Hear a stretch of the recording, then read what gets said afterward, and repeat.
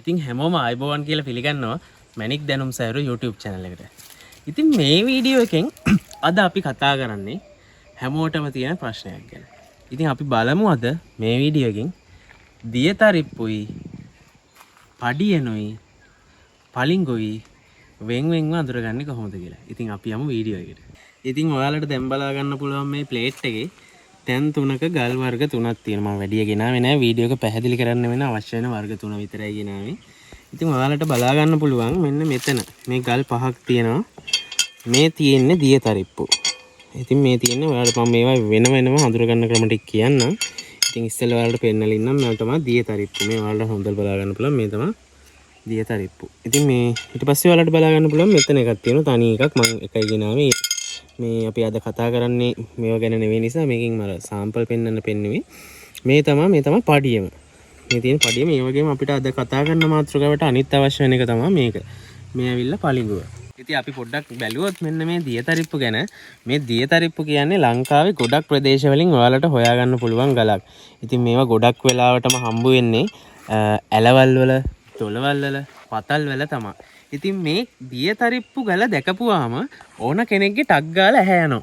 ඒ තමයි මොකද මේ ගල මැණික් ගලක් වගේ විනිවිදත්වය ඊට පස්සේ ඒ ගලේ තියෙන ක්ලියර් එක ඊට පස්සේ ගොඩක්ම වෙලාවට දියතරිප්පු ගල් වල පළුදු නැතුවම නෙමෙයි මේ වගේ ඇහෙන් අහු වෙන පොඩි පොඩි ගල්කට හරි ලස්සනක් බලා ගන්න පුළුවන් අපිට මේ දියතරිප්පු ගලේ.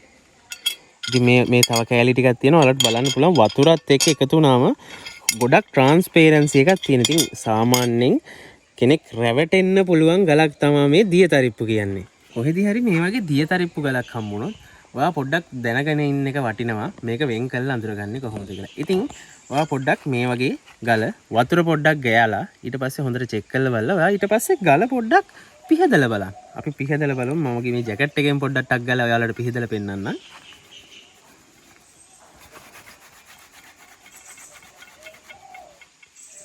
ඔයාලට බලා ගන්න පුළුවන් කලින් අර හොඳට විනිවිද පෙනිච්ච ගල දැන් ටික ටික අලු පිපීගෙන එනවා. ඉතින් දියතරිප්පු වල මෙන්න මේ ලක්ෂණය බලා ගන්න පුළුවන්. දියතරිප්පුවේ තියෙන වතුර ගතිය අයින් වුණාට පස්සේ ගලේ මතු පිට ඉතාමත් ඉක්මනට ගොඩක් අලු පිපීමක් අපිට බලා ගන්න පුළුවන්. ඉතින් මේකත් එක්තරා ලක්ෂණයක් තමයි ඔයාලට දියතරිප්පු වෙන්වෙන්ව අඳුර ගන්න පුළුවන්. ඉතින් ඒ වගේම තමයි මේ තියෙන්නේ පඩියම.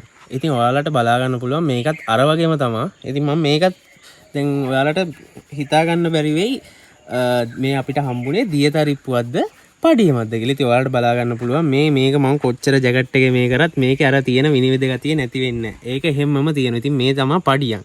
ඔයාලට අර දියතරිප්පුවෙන් වෙන් කරලා පඩියම අඳුර ගන්න පුළුවන්. සාපේක්ෂව දියතරිප්පුව මේ පඩියම් කෑල්ලට වඩා සාපේක්ෂව බර අඩුයි. දැන් අපි බැලුවොත් මේ පඩියම් කෑල්ලට වඩා මෙන්න මේ දියතරිප්පුවේ බර නැහැ. ඉතින් ඒ බර ඔයාලට හොඳට දැනගන්න පුළුවන් මේ බර පඩියම් වලට වඩා සාපේක්ෂව දියතරිප්පුව බරින් අඩුයි. ඒකත් අපි දියතරිප්පු සහ පඩියම් වෙන් කරලා අඳුර ගන්න පුළුවන් එක ගුණාංගයක්. ඉතින් අන්තිමට අපිට මේකේ කතා කරන්න ඉන්න කෙනා තමයි මෙයා. ඉතින් මේ පලිංගු කෑල්ලක්. ඉතින් ඔයාලට මේක නම් පැහැදිලිම වෙනසක් බලා ගන්න පුළුවන්. ඒත් සමහර පලිංගු තියෙනවා දියතරිප්පු වගේ නිකන් සාමාන්‍යයෙන් මෙන්න මේ ෂේප් එකට එන ඒවත් තියෙනවා. ඒවත් ඉතින් ඔයාලට බලා ගන්න පුළුවන් මේකේ අර පලිංගු වල අපි මේ කියන පරිව මෙන්න මේ වගේ නිකන් අර කට් කරා වගේ ෂේප් එකක් අනිවාර්යෙන් බලා ගන්න පුළුවන් පලිංගු වල.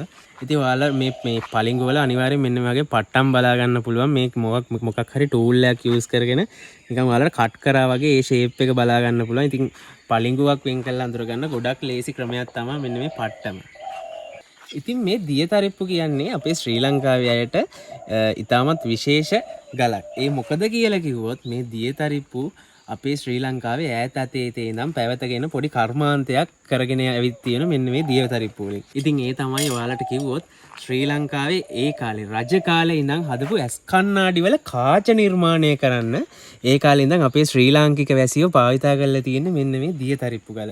ඉතින් ඔයාලට අන්තර්ජාලය හොයලා බලුවොත් ඒක ගැනත් ගොඩක් තොරතුරු හොයාගන්න පුළුවන්.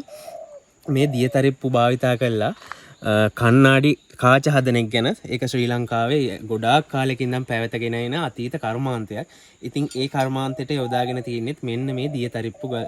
ඉතින් ඒ වගේම ශ්‍රී ලංකාවට ඒක ආර්ථික වටිනාකමක් තියෙන දැන් ටික ටික වැඩි ඒ කට්ටිය ඒ කර්මාන්තය ගැන හොයන්නේ නැති ඒ කර්මාන්තය ගැන මං දන්න තරමින් නම් ලංකාවේ එක පවුලක් තමයි ඒක කරන්නේ. ඉතින් ඒ වගේ වටිනාකමක් තියෙන ගලක් තමයි මේ මැණික් වශයෙන් වටිනාකම ටිකක් අඩු වුණත් අර පාරම්පරික අපේ මේක හා බැඳිච්ච කර්මාන්තයක් තියෙන වටිනාකමක් තියෙන ගලක් තමයි දියතරිප්පු කියන්නේ. ඉතින් ඒ වගේම තමයි ඔයාලට කියන්න ඕන අද මේ අපිට වීඩියෝ එක කරන්න පහසු වෙන තමයි අපි මේ පොඩි පොඩි ගල් කෑලි ටිකක් ඔයාලට පෙන්නුවේ. දියතරිප්පු කියන්නේ සාමාන්‍යයෙන් කිලෝ 200 300 වුණත් බර ලොකු ගල් හම්බ වෙන්න පුළුවන් එක්තරා ගල් වර්ගයක්. ඉතින් ඒකත් ඔයාලට විශේෂයෙන් මතක් කරන්න ඕන වුණා. ඉතින් මං හිතනවා මේ වීඩියෝ එකෙන් ඔයාලා ගොඩක් වටින දෙයක් අද ඉගෙන ගන්න ඇති කියලා. ඉතින් අද ඔයාලා ඉගෙන ගත්තා දියතරිප්පුවක් පඩියමක් එක්ක සහ පලිඟුවක් එක්ක වෙන් වෙන්ව අඳුරගන්නේ කොහොමද කියලා. ඉතින් ඒ වගේම තමයි දියතරිප්පු ඉතිහාසය ගැනත් අපි පොඩි දැනුමක් බෙදාගත්තා ඔයාලත් එක්ක. ඉතින් මේ වගේ වටිනා වීඩියෝ ගොඩක් එක්ක අපි ආයේ දවසක හම්බ වෙමු. එහෙනම් ඔයාලට ජය වේවා.